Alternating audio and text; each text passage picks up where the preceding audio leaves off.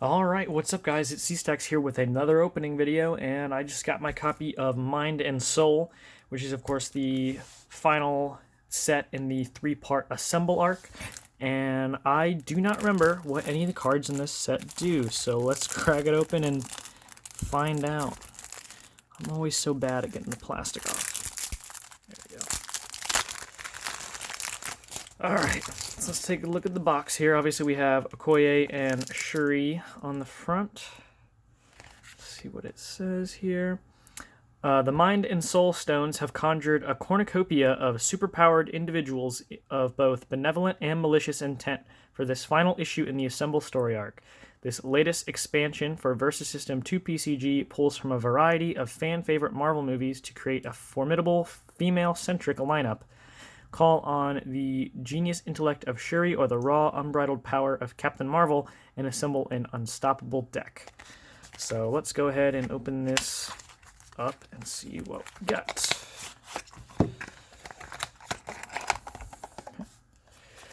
We'll look at the rule sheet briefly. You can pause if you want to take a closer look at any of this.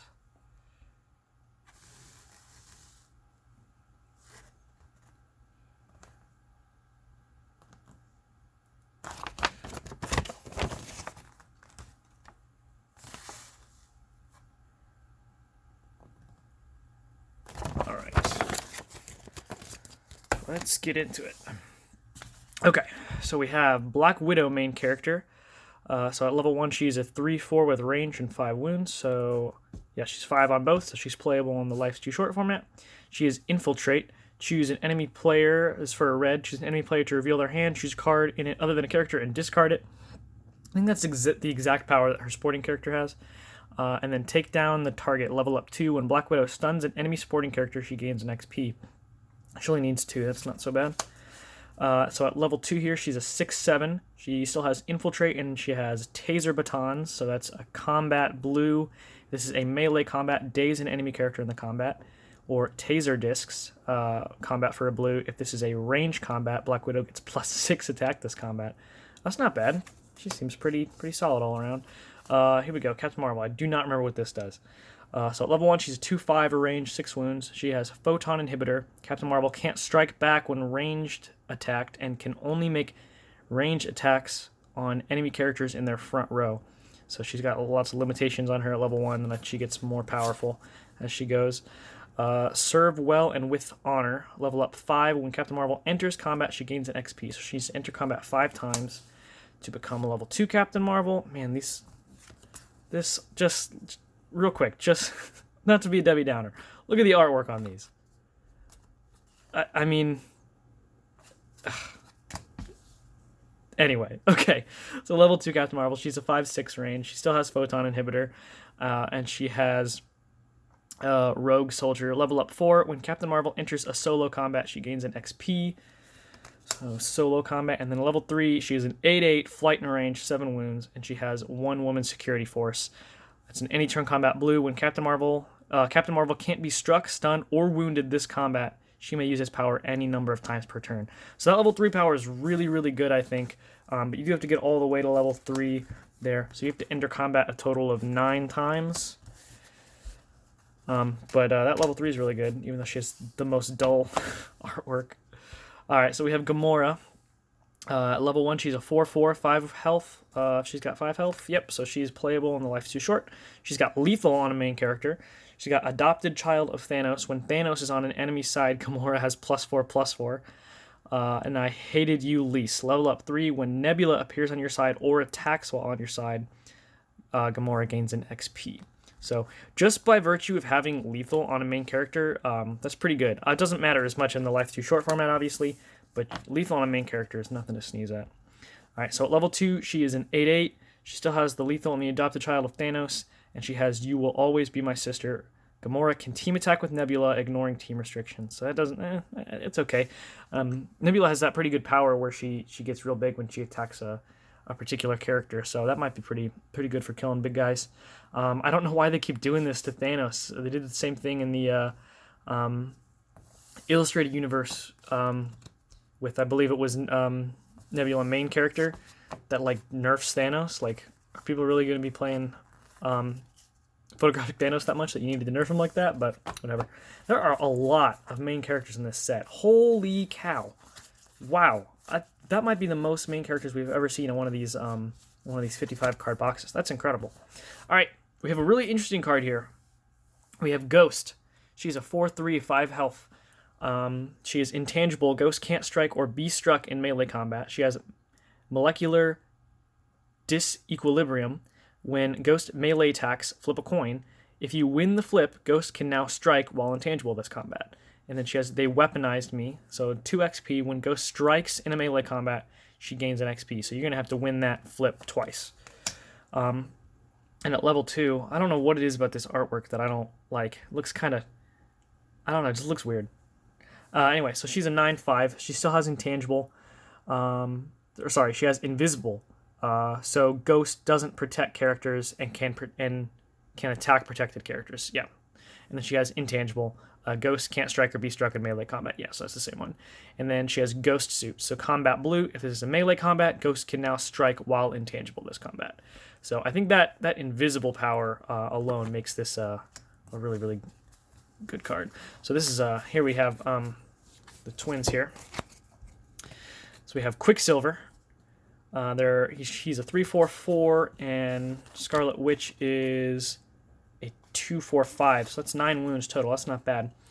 So the twins, you start the game with an additional main character named Scarlet Witch with villains on your side. So it'll be her right here. And who decides who's weak? Level up 4. When a supporting character attacks a supporting character with a lower cost, Quicksilver gains an XP. And then he'll be a level 2 Quicksilver. Just look at this. He's not running or anything on either one. Oh my gosh. Okay, so at level 2, he's a 7/6/4. Increased metabolism and improved thermal homeostasis. So main blue, search your hand, deck, and KO pile for a hero Quicksilver sporting character and put it on your side with Swarm. Quicksilver may use his power any number of times per turn. That's really cool. That's cool. I guess because like he moves so fast, you know, it looks like you have multiple. That's pretty cool power. I like that. All right, so Scarlet Witch. She's not okay. All right, so she has the twins. So you start the game with Quicksilver. You're a madman. Level up 4. When a character gets KO'd on a turn other than its own, Scarlet Witch gains an XP. And then she has I looked in your head and saw annihilation. So main yellow-green. For the rest of this game, when an enemy character uses a superpower, that power can't be used again by that character. That seems really good. I like that. These seem pretty solid. Their level ups are seem a little slow, and their artworks are just atrocious. But I really like this tutor ability, and I think this like kind of control ability, keep your opponent off from using superpowers, is really good as well. And you have 9 total wounds they have to get through. All right, I remember this being a really good card. So we have Shuri. She is 5 wounds, so she's playable. She's a 1/5/5. She has Kamoyo beads, build, yellow, draw a card. I love drawing cards. And she has Head of the Wakandan Design Group, level up 10. When a player draws any number of cards, Shuri gains that much XP. So when you draw 2 cards at the beginning of your turn, that's 2 XP. When your opponent draws 2 cards, that's 2 XP. When you draw for this, that's another XP. So that doesn't seem too bad, actually. So at level 2, she's got range now, and she is a 7/6. She has remote access Komoyo beads, build, yellow, search your deck for a card and put it into your hand. Straight to the point. That's really, really good. Very, very good. I've developed an update. Build blue, characters on your side can use any power symbol to pay for their superpowers this turn. That's really good too. If we ever get any like combos and stuff in the photographic universe, Shuri is a really good combo enabler because she digs for cards, she gets you a specific card here, and then she makes it easier to use your powers. This is a combo main character if I've ever seen one, so be on the lookout for that at some point. All right, so here we have Valkyrie. So many main characters in this box, you guys. This is crazy. It's awesome. All right, so we have Valkyrie. So she's a 4/3 flyer with 6 wounds. Choose your next words wisely. Combat green. KO an enemy supporting character in the combat with defense less than or equal to Valkyrie's attack. That seems pretty good. And she has Scrapper 142. She needs 14 XP. That's kind of a lot. When a card enters a KO pile, Valkyrie gains XP equal to its cost. Okay, so that's why. And then I like this artwork at level 2. She's got 6/6 flight, and she is sworn to protect the throne. Valkyrie has Berserker and Ferocious while in the front row. That's just printed on her. You don't have to pay for that. That's really good. And then the Famed Sword of the Valkyrie. Any turn combat red. If this is a melee combat, when Valkyrie stuns a character this combat and her attack was at least double than that character's defense, remove it from the game. And you can do that on a main character. So this, I see this as being a pretty good counter to what they call the Outriders. Because you can do this on a main character and their attack is so low because you have so many of them. And she also has Ferocious, so she isn't likely to be ferocious by them. Yeah, it seems pretty good. Other than that, I don't know how often you're going to pull this off against other main characters because you have to be double their defense. We don't have much equipment in the photographic universe yet. Well, we don't have any equipment in the photographic universe yet until X-Files. So it remains to be seen if you're going to be using this to win the game a lot. But I definitely think it's good against the Outriders. It's a good anti-Outrider card. All right, so we have Wasp here. Oh gosh, sorry, get this focus in again.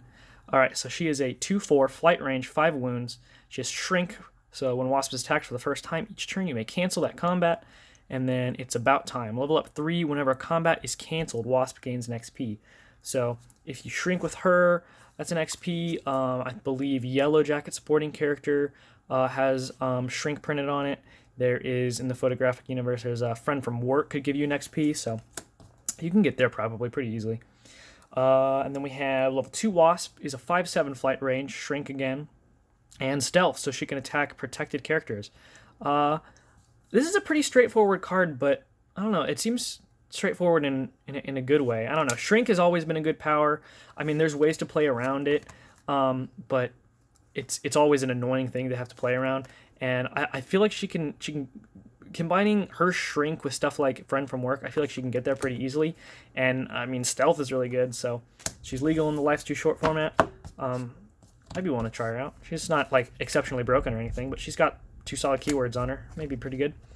All right, so we're into supporting characters now, finally. There are so many main characters in this box. We got 1, 2, 3, 4, 5, 6, 7, 8, 9 main characters in this box. 8 if you want to count Scarlet Witch and Quicksilver as 1. But goodness gracious, I don't think we've ever seen that many main characters in one of these 55-card boxes. That's so cool. That's awesome. All right, sporting characters. Shuri, sporting character, 2-drop, 2/1 range, 1 wound. She's smart, so when she appears, you draw a card. And then she's got that Wakanda Forever keyword that I really like.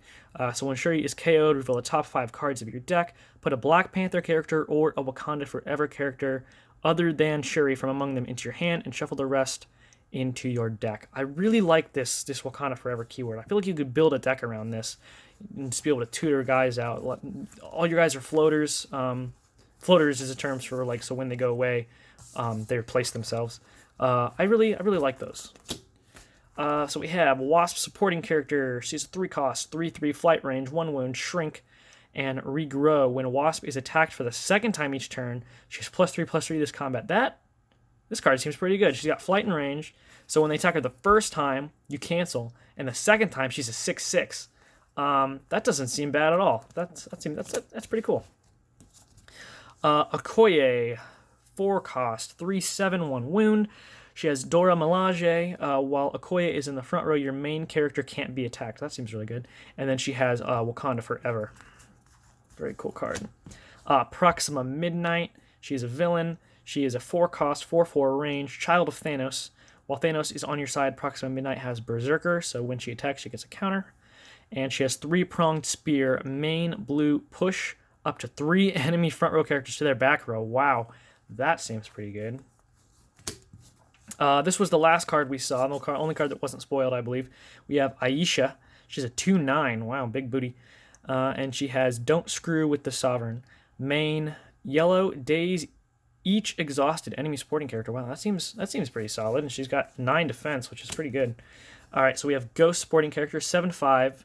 5-cost, 1 wound, intangible. Ghost can't strike or be struck in melee combat. She has Ghost Suit, combat blue. If this is a melee combat, Ghost can now strike while intangible this combat. And she has Assassin. When Ghost stuns an enemy defender, put 2+1 counters on her. So both of these are on her main character, and then I think this assassin one is from the Gamora supporting character. It's a good keyword, and I think it's better here on Ghost than it is on Gamora because her stats are bigger. All right, we have Valkyrie. Another good artwork on Valkyrie. She got some good artwork. She's a 6/6 flight. She has the Revengers. Valkyrie, Hulk, Loki, and Thor characters on your side have Berserker. So she's got Berserker, and she gives all her buddies Berserker. And Berserker is a great keyword. So that's pretty good. She has Dragon Fang, which I believe is the name of the sword. Combat green. If this is a melee combat, when Valkyrie strikes a defending supporting character, this combat wounded. If her strike also stuns that character, it will get wounded again. Just to clarify, in case you didn't understand how it works. That's good. That seems pretty good. And I like the artwork. And I hate the artwork here. She's just standing there. Any number of really awesome Captain Marvel images you could have used, but this is what we get. Anyway, so she's at 10/10, flight range, 2 wounds. She has higher, further, faster. Captain Marvel can fly over enemy characters with flight, and she has dodge and ferocious. That's pretty cool. Also remember, you can bring this out as your main character with Nick Fury main character. So that's pretty cool. I don't think she's really... I think you'll probably only see this played to bring out as your main character with Nick Fury, just because her stats are so much lower than everything else, every other 8 cost in the format. I think Thanos is better. I think Odin is better. But this is a really... I mean, this is all good stuff here, and you can bring this out as your main character with Nick Fury. So, and then the last card in here, there's no plot twist or anything, which is interesting, probably because there's so damn many main characters in here. So we have Goose. Goose does not have a cost. Goose is a 0/4 1 wound, and he has, or she has, I don't know. Is Goose a boy or girl? I don't know. He has Flurkin Physiology. So as you recruit Goose, you may pay any number of recruit points with a minimum of 1. And then Internal Pocket Dimension. When Goose appears, remove an enemy supporting character or equipment with cost equal to the recruit points you paid for Goose from the game. When Goose leaves play, that card's owner returns that card to their hand. So this is like a 1-for-1 removal card. That seems pretty good. You bring this out and remove a card equal to the cost you paid. That seems really solid. Yeah, so that's the Mind and Soul set. There's no... I don't know that we've ever seen a box with no plot twists or locations in it, or with this many main characters in it.